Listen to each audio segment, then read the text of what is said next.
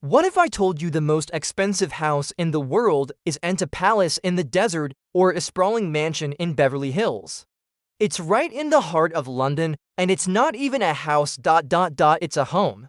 Welcome to Buckingham Palace, the official residence of the British monarch and a symbol of history, power, and unbelievable luxury.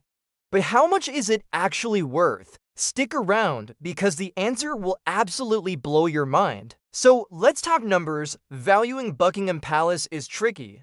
It's not like you can just check Zillow for comparable sales in the neighborhood. But experts have tried, and the estimates are staggering. Depending on who you ask, the price tag is somewhere between $2 and $6 billion. Let's just split the difference and call it $4 billion. To put that in perspective, with $4 billion, you could buy the entire country of Monaco and still have change left over. You could buy about 80 of the most expensive super yachts in the world. It's a number so large it's almost meaningless, but it gives you an idea of the scale we're dealing with. Why is it so expensive? Well, it's not just about the bricks and mortar. You're paying for history, location, and a brand name that's recognized globally. The palace is located in the city of Westminster, one of the most prestigious and expensive areas on the entire planet. Real estate here is measured in thousands of dollars per square foot. And Buckingham Palace has a lot of square feet. Over 830,000 to be precise. Let's take a virtual tour, shall we? The palace boasts an incredible 775 rooms. This includes 19 staterooms, 52 royal and guest bedrooms, 188 staff bedrooms, 92 offices, and 78 bathrooms. Yes, you heard that right, 78 bathrooms. You could use a different bathroom every day for over 2 months. The staterooms are where all the official business happens: receptions, ceremonies, and banquets for world leaders and dignitaries. These rooms are dripping with opulence, filled with priceless art, antique furniture, and jaw-dropping chandeliers.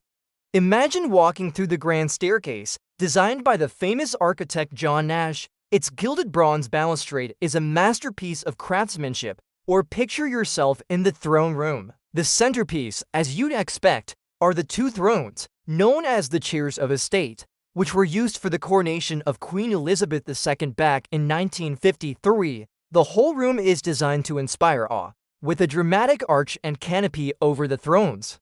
Then there's the white drawing room, often considered the grandest of all the staterooms. It's used for smaller gatherings and as a reception room for the royal family before state occasions.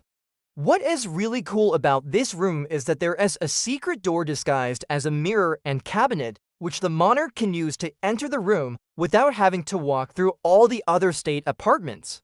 How very James Bond, and we can't forget the ballroom. It's the largest room in the palace, and it was opened in 1856 to celebrate the end of the Crimean War. It's used for state banquets, and the massive horseshoe-shaped table can seat 170 guests.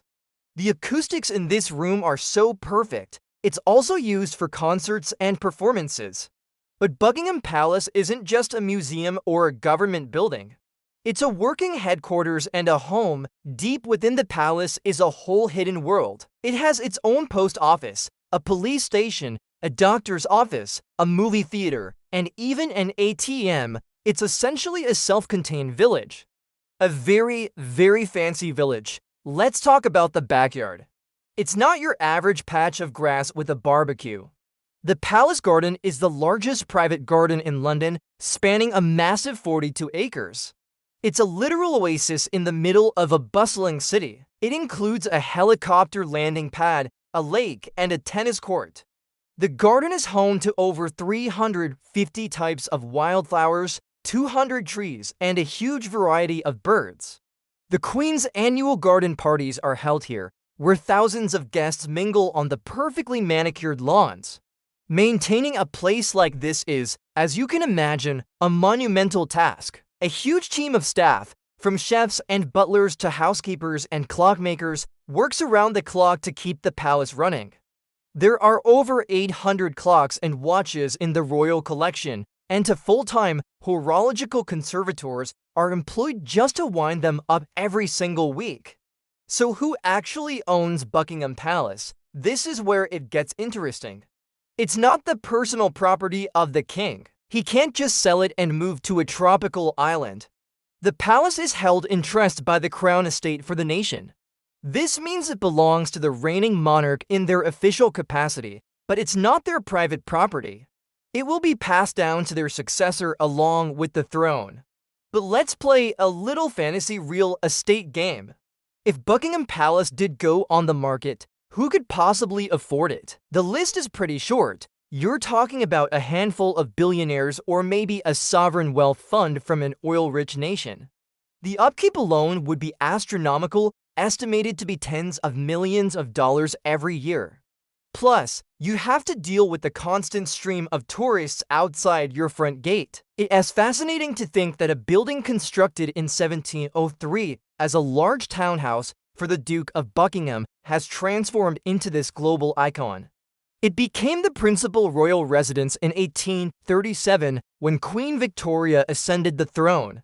Since then, it has been the backdrop for countless moments of national celebration, mourning, and historical significance. From royal weddings celebrated on its famous balcony to the somber laying of flowers at its gates, the palace is woven into the fabric of British identity. So, while we might fantasize about what it would be like to live in a place with 78 bathrooms and a secret door, the reality is that Buckingham Palace is more than just a house. It's a living piece of history, a symbol of continuity, and a monument that belongs, in a way, to everyone. It stands as a testament to centuries of tradition and power, making its multi-billion-dollar price tag, while shocking, somehow understandable. It's not just the most expensive house in the world. It's one of the most significant. What do you think? Is any home really worth $4 billion?